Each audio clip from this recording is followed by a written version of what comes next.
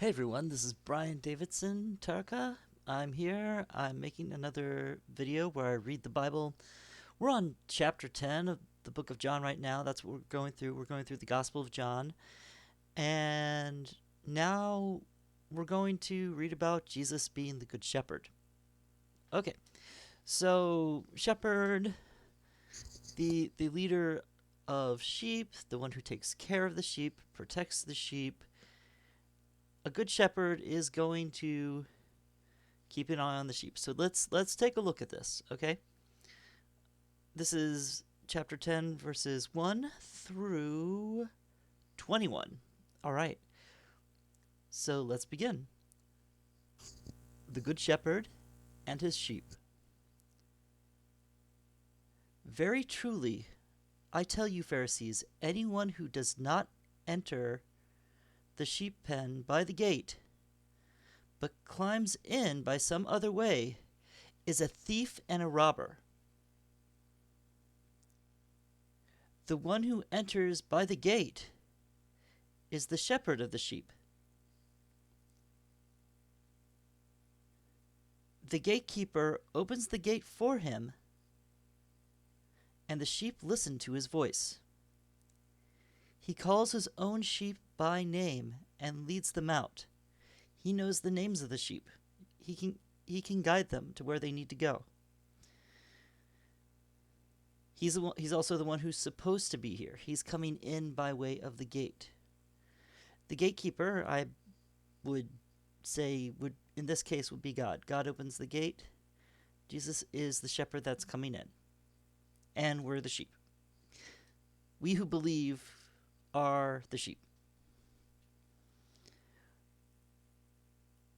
When he has brought out all his own, he goes on ahead of them, and his sheep follow him because they know his voice. But they will never follow a stranger. In fact, they will run away from him because they do not recognize the stranger's voice. Jesus used this figure of speech, but the Pharisees did not understand what he was telling them. So, guy's talking about sheep. What's this Jesus guy talking about? That's what the Pharisees, the religious leaders, were saying. It's like, why is this guy telling us about sheep? Therefore Jesus said again, very truly I tell you, I am the gate for the sheep. All who have come before me are thieves and robbers, but the sheep have not listened to them. I am the gate. Whoever enters through me will be saved. They will not come in and go out and find pasture. The thief comes only to steal and kill and destroy. So these would be people who, the leaders who are not following Jesus. They can be very, very destructive to those who are believers. Bad leadership, false leadership, greedy leadership, strict controlling leadership, leadership that is unloving. These are the thieves that Jesus is talking about. The authority that just wants to rule over you and control you and not invest in you because of, in regards to who you are, your giftedness, that your various blessings, the ways that the things that the work that God has put into you. They're not paying as much attention to that. They just kind of want to steal you away, do you harm. Okay. The thief comes only to steal and kill and destroy. I have come that you may have life and have it full, and have it to the full.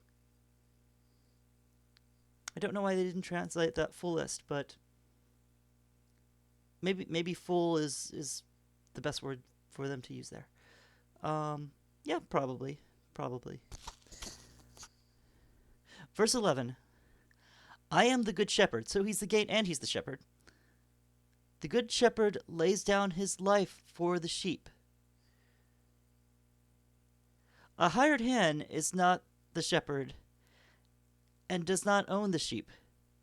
So he sees a wolf coming, he abandons the sheep. He abandons the sheep and runs away. Then the wolf attacks the flock and scatters it. The man runs away because he is hired. He is a hired hand, and he cares nothing for the sheep. But in this case, the shepherd owns the sheep. He's not a hired shepherd. He's the owner of the sheep. He's invested in these sheep. He's with these sheep. He's taking care of these sheep. A few months ago, I heard somebody say, well, I think I'm more of a wolf than a sheep. I'm like, then you're horrible. Jesus didn't say you are the wolf. He didn't call his followers to be the wolf. He called them to be sheep. You may think it's like, oh, I don't like the idea of being a wimpy sheep. It's like, well, too bad. Too bad. Jesus says we are the sheep. If you are one of his followers, you are the sheep in this. So get over it. One person tried to recast himself as the sheepdog when he was talking to a bunch of police officers. He tried to give like this kind of like spiritual sort of message pep talk to a bunch of police officers. He kept trying to call them the warriors. I think he put some weird ideas in their heads, frankly. But he didn't like being called a sheep either. He said, well, we're more the sheepdogs. It's like, no, you're the sheep. Jesus casts Christians as the sheep. That's what we are. Not the sheepdog. Definitely don't want to be the wolf. God protect us from those who are the thieves. But here we see Christians are the sheep. Jesus is the shepherd and he is the gate. Okay? We have to accept that about the story. Okay. Verse 11. I am the good shepherd. The good shepherd lays down his life for the sheep. The hired hand... Oh, I've read this before, but I'm going to go over it again. The hired hand is not the shepherd and does not own the sheep. So when he sees a wolf coming, he abandons the sheep, runs away. Then the wolf attacks the flock and scatters it. The man runs away because he is a hired hand and cares nothing for the sheep. I am the good shepherd. Now, when Jesus is repeating things, this means this is very, very important. So and I think he feels like he has to, especially for these religious leaders who don't seem to get it. We saw them not getting it earlier in this passage. I am the good shepherd. I know my sheep. My sheep know me. Just as the Father knows me, and I know the Father. I lay down my life for the sheep. We're celebrating Easter soon, so we'll be celebrating Christ giving his life for the people of earth, for all of us on earth. And if we believe that, we have salvation. It's that simple. Salvation is so simple that I was able to understand it when I was 5, but it's so deep that there's always more to understand and interact with it. That's what we have with salvation. It's so beautiful and simple that we can understand it very easily, but it's so deep that we can always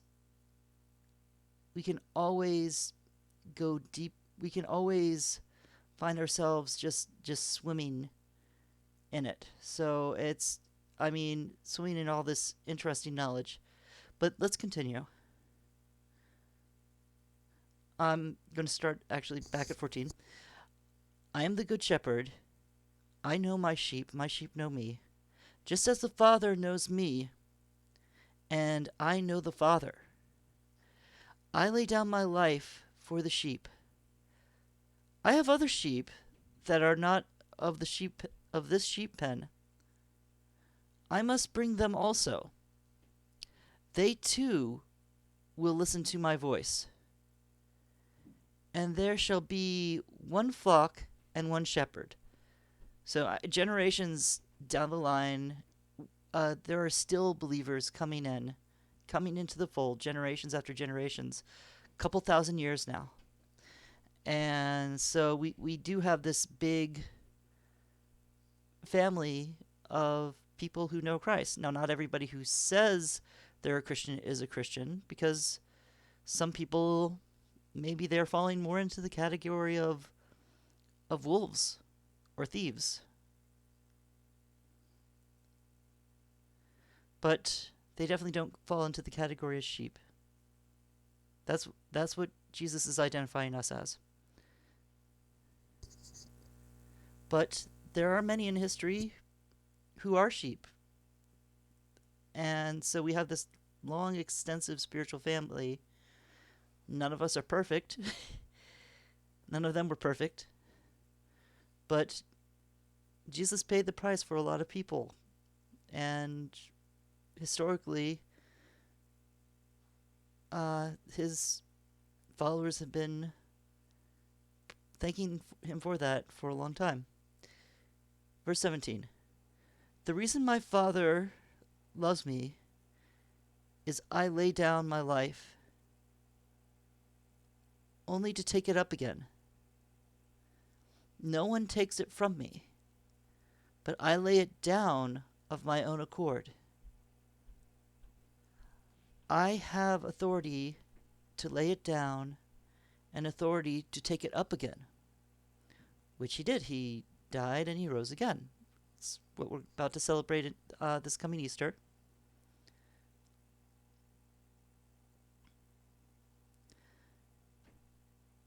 This command I receive from my Father. The Jews heard these words. Excuse me, verse 19. The Jews heard these words, were again divided. Many of them said, "He is demon-possessed and a raving madman. Why listen to him?" Verse 21. But others said, "These are not the sayings of a man possessed by a demon. Can a demon open the eyes of the blind?" So there's debate within the Jewish religious community. Some of them want him dead. Some of them are saying he's possessed by a demon.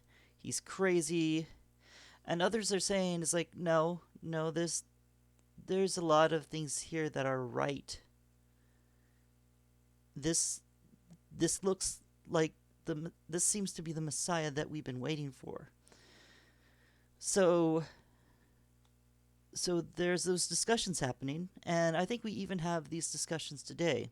Some people like to believe Jesus to be a political zealot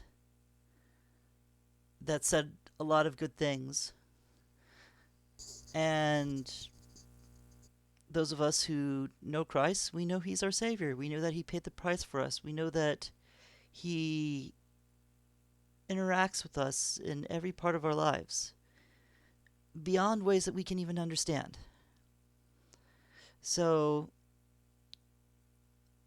there we are. We're discussing the identity of Jesus, and Jesus identifies himself as both the gate and the good shepherd. So if you are a sheep, let's be thankful that we're being led by such a good shepherd. All right, you guys take care. It's a little bit late right now. I'm going to post this video, and Mata, if you're seeing this, remember I love you, and give our son kisses, okay? Bye-bye.